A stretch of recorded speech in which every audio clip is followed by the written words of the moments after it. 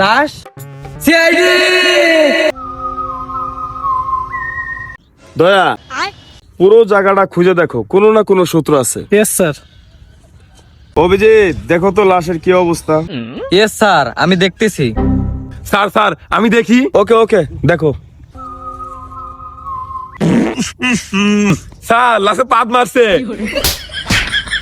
লাশে কোনোদিন পাত দেয় দয়া? হ্যাঁ স্যার। দয়া এই ছেলেকে চাকরি কে দিছে? স্যার বড় স্যার চাকরি দিছে, বড় স্যার আত্মীয়। ও আচ্ছা, না হলে তো চাকরি পাওয়ার কথা না। এই ওঠো তুমি। দয়া কি কারণে আমার মৃত্যু হতে পারে দেখো তো। ওকে স্যার, আমি দেখতেছি। স্যার স্যার স্যার আমি বুঝতে পারছি কি কারণে মৃত্যু হয়েছে। দয়া ছেলেটা তো হাই ভোল্টেজে কথা বলে কেন? স্যার নতুন তো, এর জন্য বুঝে নাই, আর কয়েকটা চর খেলে ঠিক হয়ে যাবে।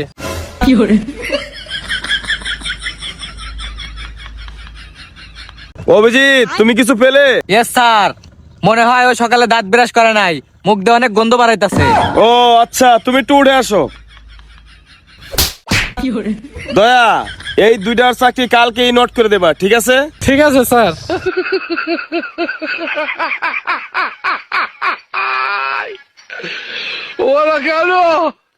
আচ্ছা তুমি তো বললা বুঝছো, আর মৃত্যুর কারণ কি হতে পারে বলো তো? স্যার আমি তো বুঝছি, এই ছেলেটা অতিরিক্ত জোরে পাত মারার কারণে ওর পেট নাড়ি ফেটা মরে গেছে।